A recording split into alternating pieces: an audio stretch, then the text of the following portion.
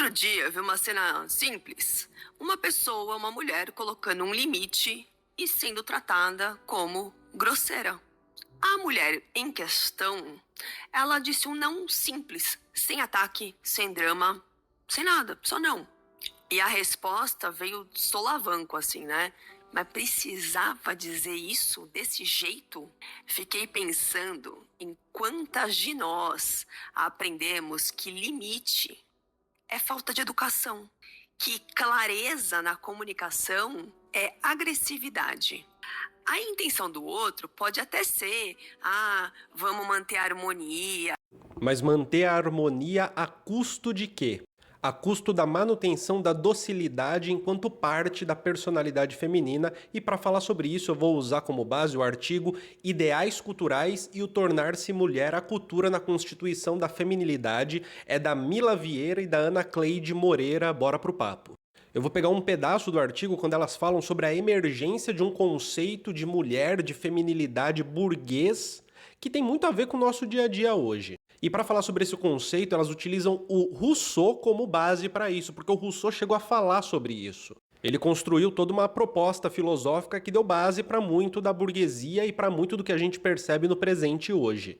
Para o Rousseau, as diferenças entre homens e mulheres fazem com que exista uma diferença entre direitos, deveres, entre o local da vida pública, da vida privada. E para o autor não faz sentido discutir a diferença ou uma igualdade entre sexos, porque é justamente na especificidade que ambos se complementariam, e a gente vai entender o que é esse complemento. A mulher seria um corpo perfeito na sua especificidade, e aí a gente precisa entender que essa perfeição ela está em função da sua existência em sociedade, né?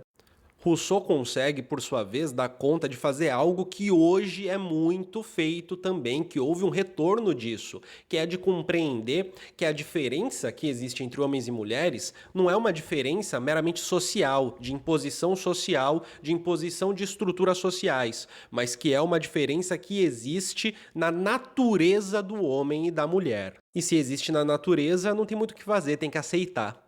Fragilidade, timidez, doçura, sedução e também afetividade seriam elementos que conduziriam até a feminilidade. A mulher seria naturalmente voltada a uma submissão, uma subordinação e uma capacidade maior de amor e de doação de cuidado. É interessante pensar que o próprio Rousseau, quando ele fez a sua pedagogia, ele colocou um passo a passo de como adestrar a mulher para que ela desse conta e suportasse o seu lugar de submissão. Percebe como isso ecoa no presente? Porque a própria naturalização desse lugar de submissão, né, tornar ele algo biológico, ou então tornar ele algo metafísico, religioso, que também traz uma fixidez à coisa, faz com que o questionamento não seja exatamente sobre a submissão, mas seja sobre como se adequar à submissão. E nessa relação de complementariedade, o que a mulher complementa no homem? O que o sexo feminino complementa no masculino?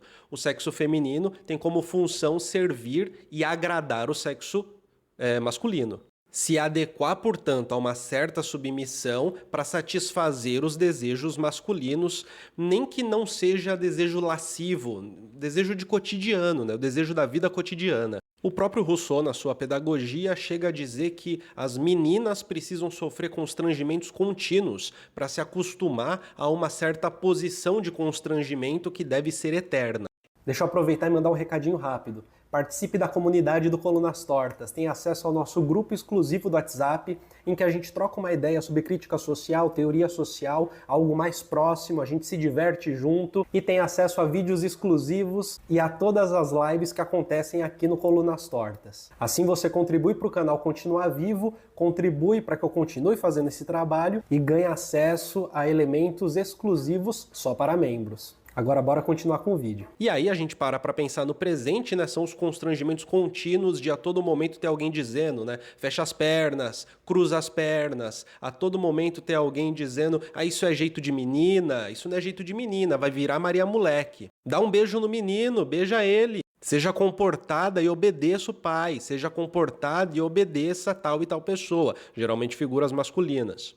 E dentro dessa pedagogia do Rousseau, por sua vez, um dos resultados é que a mulher precisa suportar, aguentar e entender os erros do marido. Que aí, novamente, tem uma relação direta com o nosso presente, onde cada vez mais a gente vê relatos de mulheres evangélicas, principalmente, que quando são traídas ou então apanham do marido, vão falar com o pastor e o pastor diz que é para rezar, o pastor diz que é para aguentar, né? Porque o mais importante é manter a ordem da família. Ou então o discurso dos coaches de família, coach de relacionamento, em que, em outras palavras, vão dizer que justamente a submissão e a satisfação dos desejos do homem deve gerar, por sua vez, satisfação na própria mulher. Afinal de contas, estaria atendendo a uma designação natural do seu sexo, do seu ser, que hoje é muitas vezes dito como uma designação quase religiosa metafísica. É já com Rousseau que se desenha também a separação entre o homem na esfera pública, trabalhando, e a mulher na esfera privada, que no presente seria o homem provedor. E que, novamente,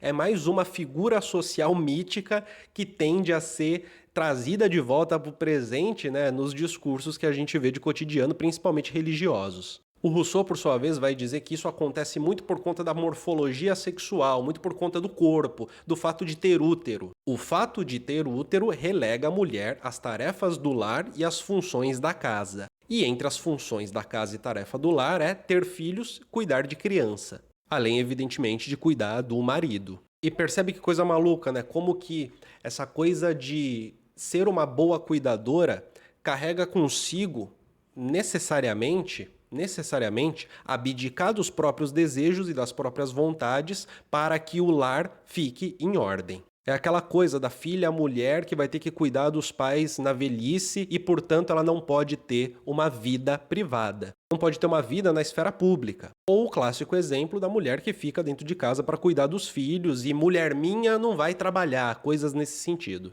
Essa concepção de feminilidade burguesa, por sua vez, ela caminha até o presente, eu falo novamente isso, né?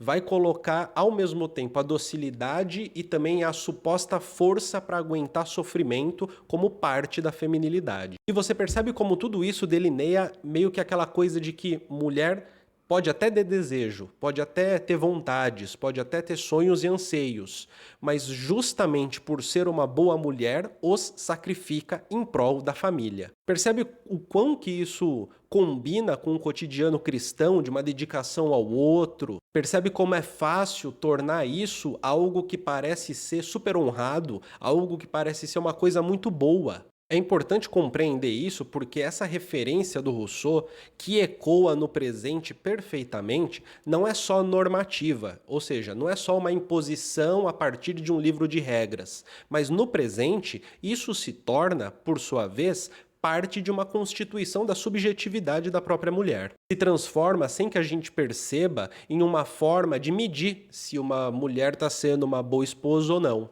Se está sendo uma boa filha ou não, se está atendendo um certo ideal ou não, mesmo que a gente nem saiba direito qual é esse ideal.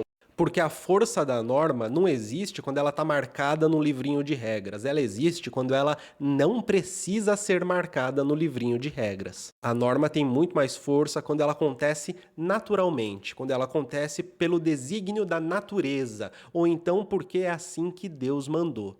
Tudo bem?